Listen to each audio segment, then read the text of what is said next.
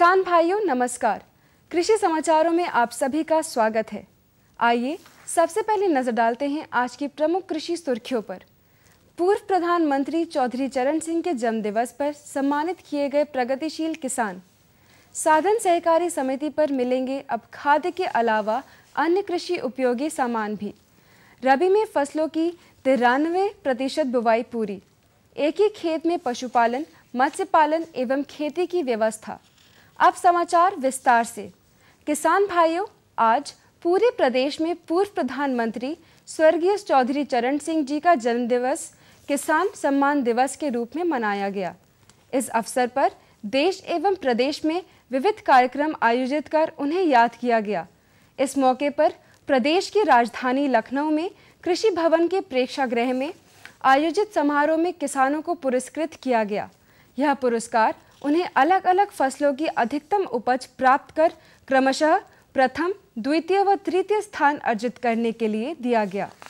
कृषि विभाग उत्तर प्रदेश द्वारा उपलब्ध कराए गए आंकड़ों के अनुसार प्रदेश में कुल रबी की बुवाई के लक्ष्य 128.23 लाख हेक्टेयर के सापेक्ष 119.93 लाख हेक्टेयर में हो चुकी है, जो लक्ष्य का 93.52% है। इस वर्ष गेहूं की बुवाई आच्छादन लक्ष्य 99 लाख हेक्टेयर के सापेक्ष 90.64 लाख हेक्टेयर में हुई है, जो आच्छादन लक्ष्य का 90.55% है। जौ की बुवाई लक्ष्य 1.58 लाख हेक्टेयर के सापेक्ष 1.55 लाख हेक्टेयर हुई है, जो लक्ष्य का 98.19% है। रबी मक्का की बुवाई लक्ष्य 0.13 लाख हेक्टेयर के सापेक्ष 0.09 लाख हेक्टेयर में हुई है, जो लक्ष्य का 67.00% है। दलहनी फसलों में चना की बुवाई आच्छादन लक्ष्य 5.78 लाख हेक्टेयर के सापेक्ष अब तक 5.88 लाख हेक्टेयर में हो चुकी है, जो लक्ष्य का 101.90% है। लखनऊ जनपद में मोहनलालगंज तहसील की समेसी ग्राम पंचायत के मजरा पटवा खेड़ा में एक किसान मात्र 2 एकड़ जमीन में पशुपालन, मत्स्य पालन एवं खेती तीनों कार्य कर रहा है।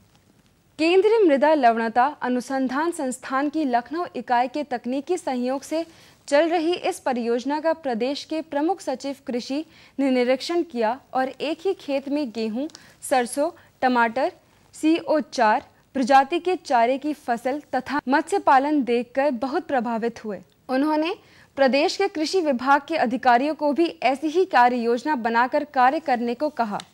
आज दूरदर्शन केंद्र लखनऊ के सभागार में कृषि सलाहकार समिति की बैठक उप महानिदेशक दूरदर्शन केंद्र लखनऊ की अध्यक्षता में हुई, जिसमें प्रदेश के कृषि, पशुपालन, मछली पालन, उद्यान, बैंक, रिमोट सेंसिंग से संबंधित विशेषज्ञों ने एवं प्रदेश के प्रगतिशील किसानों ने भाग लिया।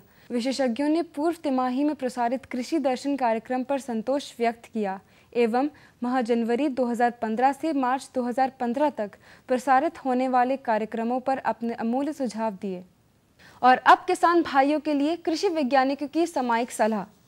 वर्षा आधारित क्षेत्रों में बोए गए गेहूं की फसल गोब अवस्था में है, तो प्राप्त वर्षा का लाभ लेते हुए संस्तुत मात्रा की 1/4 मात्रा की टॉप ड्रेसिंग करें।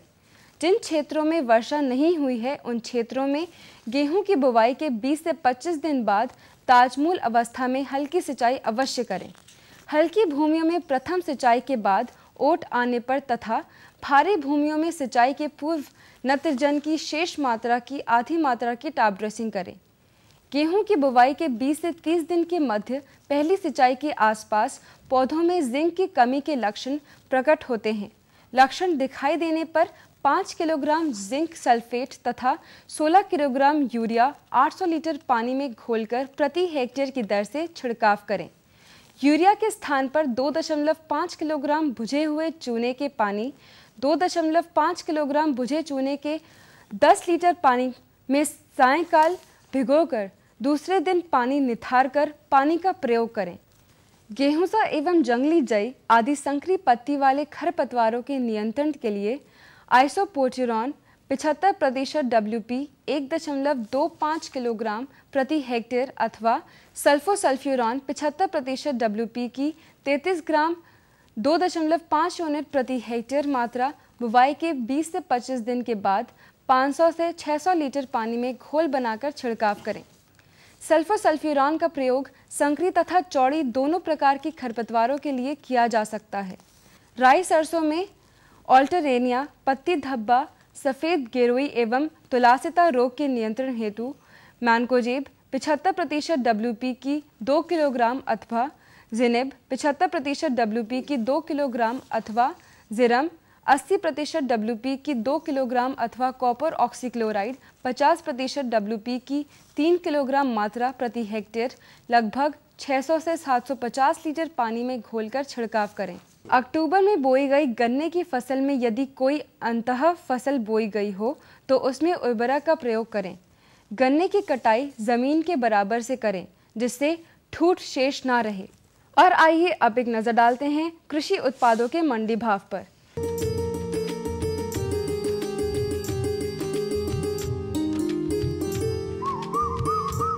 गेहूं फैजाबाद मंडी में गेहूं का भाव 1480 रुपये प्रति क्विंटल, बहराइच में 1500 रुपये प्रति क्विंटल, उन्नाव में 1510 रुपये प्रति क्विंटल, मुरादाबाद में 1560 रुपये प्रति क्विंटल। चावल फैजाबाद मंडी में 2040 रुपये प्रति क्विंटल, बहराइच में 2045 रुपये प्रति क्विंटल, उन्नाव में 2030 रुपये प्रति क्विंटल, मुरादाबाद में 2000 रुपये प्रति क्विंटल के हिसाब से बिका। चना फैजाबाद मंडी में 3675 रुपये प्रति क्विंटल, बहराइच में 3665 रुपये प्रति क्विंटल, उन्नाव में 3670 रुपये प्रति क्विंटल, मुरादाबाद में 3375 रुपये प्रति क्विंटल के हिसाब से बिका।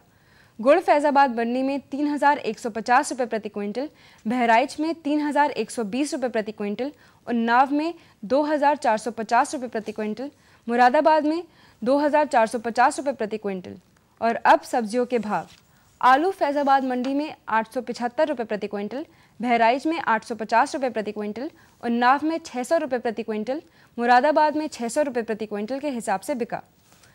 प्याज फैजाबाद मंडी में 1485 रुपये प्रति क्विंटल, बहराइच में 1530 रुपये प्रति क्विंटल, उन्नाव में 1500 रुपये प्रति क्विंटल, मुरादाबाद में 1300 रुपये प्रति क्विंटल के हिसाब से बिका। टमाटर फैजाबाद मंडी में 1380 रुपये प्रति क्विंटल, बहराइच में 980 रुपये प्रति क्विंटल, उन्नाव में 1025 रुपये प्रति क्विंटल, मुरादाबाद में 1075 रुपये प्रति क्विंटल के हिसाब से बिका। हरी मिर्च फैजाबाद मंडी में 1380 रुपये प्रति क्विंटल, बहराइच में 1520 रुपये प्रति क्विंटल, उन्नाव में 1525 रुपये प्रति क्विंटल, मुरादाबाद में 1800 रुपये प्रति क्विंटल के हिसाब से बिका। और अब फलों के भाव।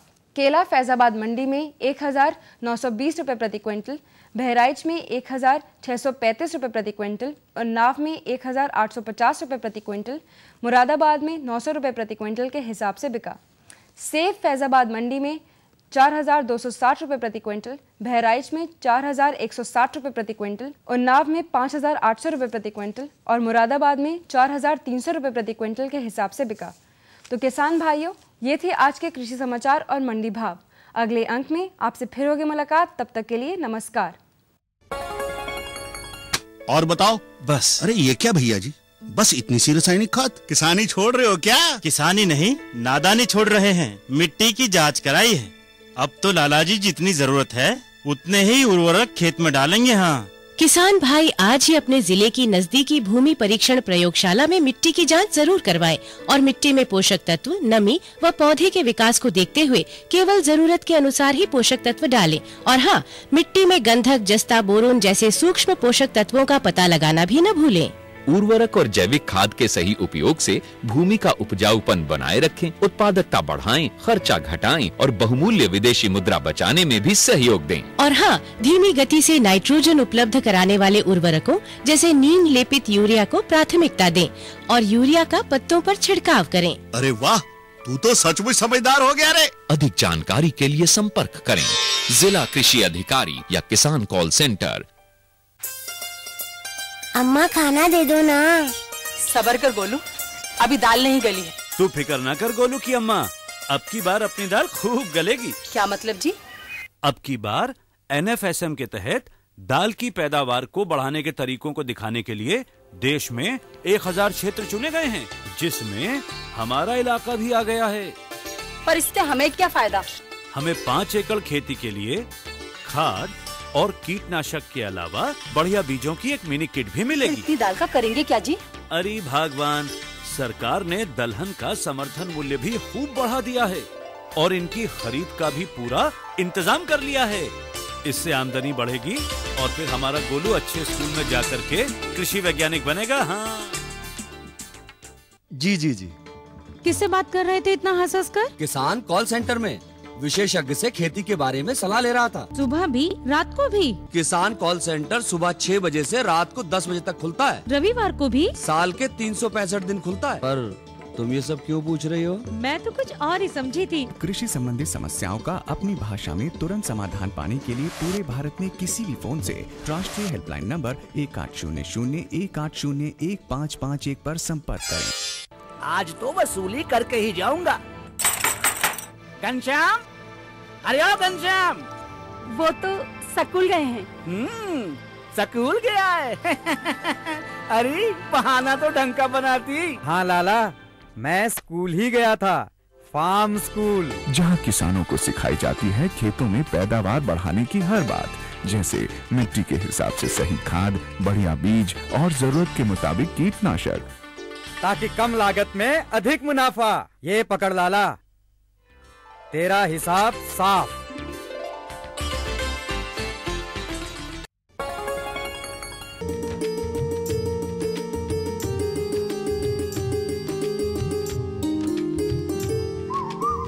किसान भाइयों नमस्कार। कृषि समाचार के बाद आपका स्वागत है आपके अपने कार्यक्रम कृषि दर्शन में। किसान भाइयों, हम आपको बता दें, हम आपको क्या बता दें, आपको जानकारी भी होगी कि हमारे ज़्यादातर किसान भाई रासायनिक खादों का प्रयोग करते हैं। रासायनिक खादों के प्रयोग से उत्पादन तो बढ़ता है, लेकिन हमारी मृदा का स्वास्थ्य धीरे धीरे गिरता जाता है। हमारे आपके बीच में कुछ ऐसे भी उर्वरक, ऐसी भी खादें मौजूद हैं जिनसे उत्पादन भी बेहतर होगा और मृदा का स्वास्थ्य भी बना रहेगा।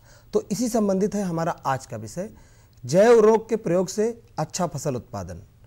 इस विषय से संबंधित जानकारी देने के लिए आज हमारे साथ हैं श्री प्रदीप कुमार यादव जी। आप हैं उप क्षेत्र प्रबंधक इफको रायबरेली से। तो आइए उनसे बात करते हैं।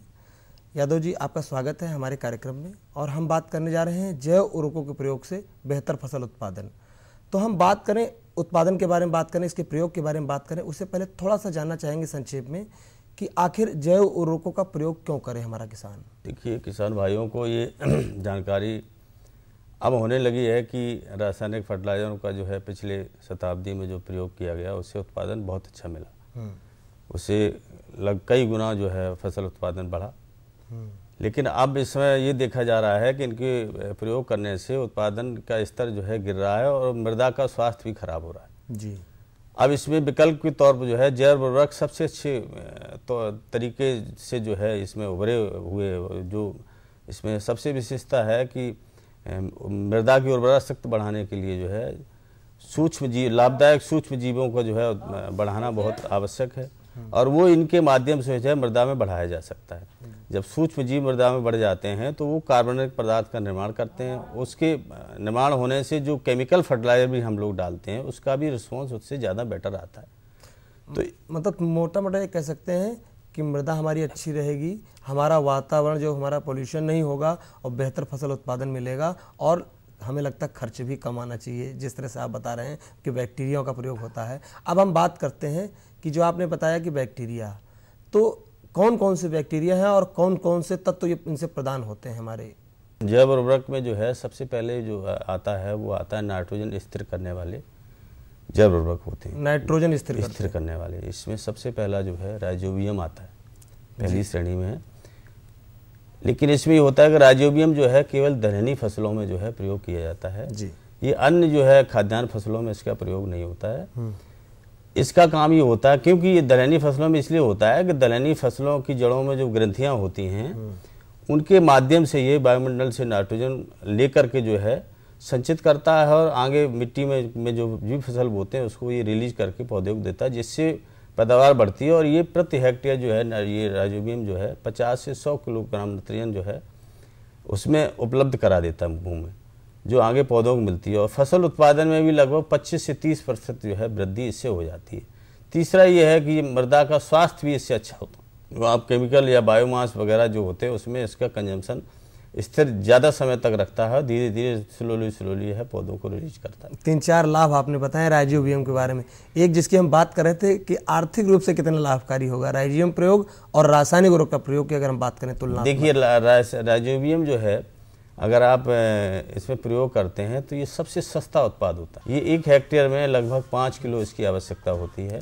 दूसरा ये है कि फसलें इसके डालने से फसलों में अंदर से जो रोगजनक होते हैं उनमें जड़ों को जो है ये सुरक्षित करते हैं, जिससे रोग के प्रति जो है फसलों में जो है प्रतिरोधक क्षमता बढ़ती है और जिससे जो है जब प्रतिरोधक क्षमता से रोग कम लगेंगे तो फसल उत्पादन बट नेचुरल जो है स्वाभाविक रूप से ज़्यादा आएगा। जिस तरह यादव जी आपने बताया कि प्रतिरोधक क्षमता बढ़ती है, ज़मीन से नाइट्रोजन फिक्स कर देते हैं, लागत कम आती है, हमारी मृदा का स्वास्थ्य अच्छा रहता है, तो इसको तो बहुत ज़्यादातर किसानों को प्रयोग करना चाहिए। अच्छा, ये तो राइजोबियम की बात हो गई, और भी ऐसे बैक्टीरिया होंगे जो तो आपने दलहनी फसलों के लिए बताया, और हमारी फसलें जो प्रमुख और भी नाइट्रोजन स्थिर करने वाले जो है इसके बाद जो आता है वो एजिटोबैक्टर होता है।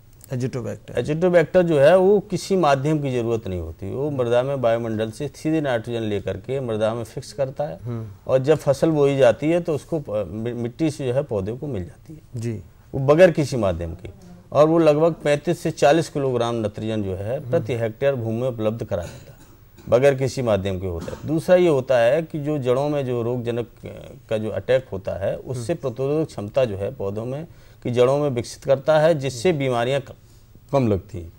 और अगर फसल नहीं भी है तब भी ये जो है, और दूसरा इसका सबसे अच्छा ये है कि ये सभी फसलों में इसका उपयोग कर सकते हैं एजिटोबैक्टर का। हाँ, एजिटोबैक्टर सभी फसलों में तो इसका प्रयोग किया जा सकता है, जबकि राइजोबियम केवल दलहनी फसलों के लिए होता है और इसके में भी जो है 15 से 20% जो है उत्पादन जो है फसलों का इसके प्रयोग करने से बढ़ता है। जी जी, तो ये तो नाइट्रोजन वाले आपने बता दिया। इसके अलावा नाइट्रोजन का एक और है एसिटोबैक्टर होता है, जो केवल गन्ने और चुकंदर में जो है प्रयोग होता है। एसिटोबैक्टर जो है गन्ने और चुकंदर में जो है, और मृदा उपचार होता है। ये केवल 2 ही फसल के लिए जो होता है, इसमें भी लगभग ये 30 से 40 किलोग्राम जो है नाइट्रोजन बढ़ा देता है प्रति हेक्टेयर, और 15 से 25% तक जो है पैदावार गन्ने या चुकंदर की बढ़ाता है।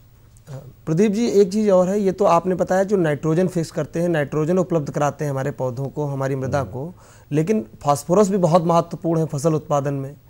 तो फास्फोरस के लिए क्या व्यवस्था है? इसके लिए कोई बैक्टीरिया है जो फास्फोरस देने में मदद करे? हाँ, फास्फोरस घोलने के लिए जो है फास्फोबैक्टीरिया के नाम से भी जो है जैव कराता है, जो फास्फोबैक्टीरिया होता है उसका काम ये होता है। पहली बात तो ये है कि ये सभी फसलों में इसका प्रयोग होता है।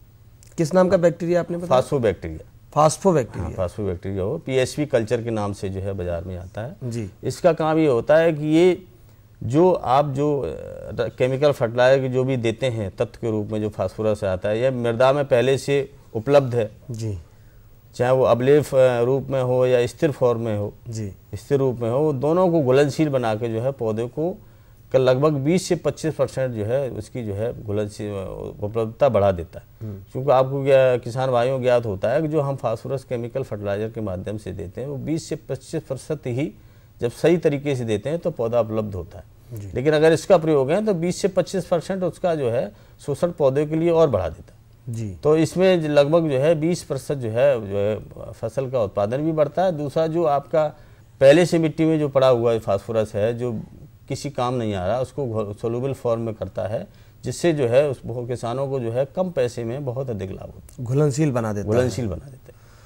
प्रदीप जी, एक चीज़ है, एक तो उर्वरक मतलब नाइट्रोजन उपलब्ध करा देना, फास्फोरस उपलब्ध करा देना, ये तो अच्छा उत्पादन ही है। उसके साथ साथ जो आपने कुछ चीज़ें इसमें बताई कि जैव उर्वरक सुरक्षा भी प्रदान करता है, जैसे कुछ लोग ट्राइकोडर्मा का प्रयोग करते हैं, वो भी इसी का ही पार्ट है।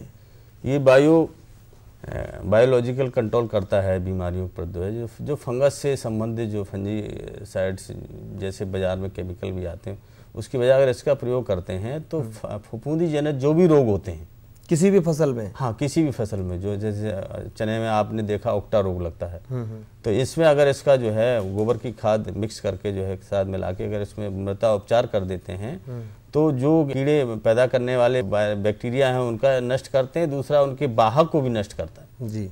जिनके माध्यम से जैसे आता है जो भी बीमारी फैलती हैं, तो उसको बिल्कुल ये बायो और बिल्कुल इको फ्रेंडली होता है। ये 100% जो है इसका कोई हानिकारक जो है प्रभाव फसल पे या मृदा पे नहीं पड़ता।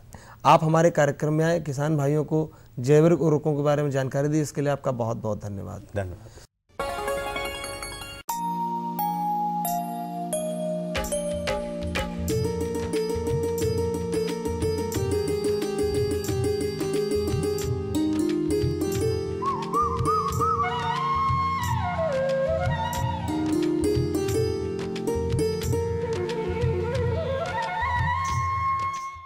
खेती की जानकारी के बाद प्रस्तुत है मौसम समाचार।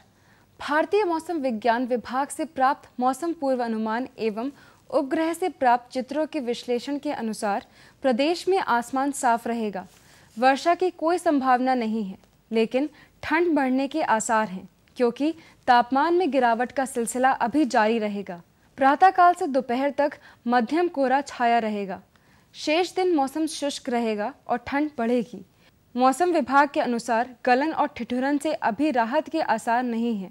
प्रदेश में सबसे कम न्यूनतम तापमान प्रतापगढ़ में 2.2 डिग्री सेल्सियस, मेरठ में 2.3 डिग्री सेल्सियस दर्ज किया गया, जबकि मुजफ्फरनगर में न्यूनतम तापमान 2.5 डिग्री सेल्सियस, नजीबाबाद में न्यूनतम तापमान 3 डिग्री सेल्सियस, वाराणसी में न्यूनतम तापमान 3.5 डिग्री सेल्सियस, अलीगढ़ में न्यूनतम तापमान 4.8 डिग्री सेल्सियस दर्ज किया गया, जबकि लखनऊ में न्यूनतम तापमान 5 डिग्री सेल्सियस एवं अधिकतम तापमान 13.4 डिग्री सेल्सियस दर्ज किया गया। इस दौरान प्रदेश के कई इलाकों में न्यूनतम तापमान में 1 से 4 डिग्री सेल्सियस, अधिकतम तापमान में 2 से 5 डिग्री सेल्सियस तक की गिरावट दर्ज की गई है। मौसम विभाग के अनुसार अगले 48 घंटों तक ठंड और कोहरे का असर जारी रहेगा। लखनऊ, वाराणसी, कानपुर, मुरादाबाद, नगरों, झांसी, आगरा और मेरठ नगरों समेत प्रदेश के कई नगरों के अधिकतम तापमान में आई गिरावट के कारण प्रदेश में ठंड बढ़ी है। बुंदेलखंड में अधिकतम तापमान 20 डिग्री सेंटीग्रेड से कम, मध्यांचल में 15 से 20 डिग्री सेंटीग्रेड तथा पश्चिमांचल में 15 डिग्री सेंटीग्रेड के आसपास रहने की संभावना है, जो सामान्य से काफ़ी कम है। पूर्वांचल में गोरखपुर मंडल में दिन का तापमान सामान्य से 6 डिग्री सेल्सियस कम दर्ज किया गया है। वहां अधिकतम तापमान 18.7 और न्यूनतम तापमान 9.5 डिग्री सेल्सियस रिकॉर्ड किया गया। पूर्वांचल में इस सप्ताह न्यूनतम तापमान 8 से 10 डिग्री सेंटीग्रेड, बुंदेलखंड में 9 से 11 डिग्री सेंटीग्रेड, मध्यांचल तथा पश्चिमांचल में 7 से 8 डिग्री सेंटीग्रेड रहने की संभावना है। प्रदेश में इस सप्ताह अधिकतम तथा न्यूनतम आर्द्रता क्रमशः 80 से 90 तथा 70 से 80% रहने की संभावना है। प्रदेश के सभी अंचलों में इस सप्ताह उत्तर पश्चिमी हवा 4 से 6 किलोमीटर प्रति घंटे की गति से चलने के आसार हैं। पछुआ हवा चलने के कारण ठंड बढ़ने के आसार हैं। कुल मिलाकर इस सप्ताह मौसम मध्यम कोहरे के साथ अर्ध शुष्क बना रहेगा। मौसम को देखते हुए बागों की जुताई गुड़ाई के लिए यह समय अनुकूल है। तो किसान भाइयों, ये थे आज के मौसम समाचार। अगले अंक में आपसे फिर होगी मुलाकात। तब तक के लिए नमस्कार।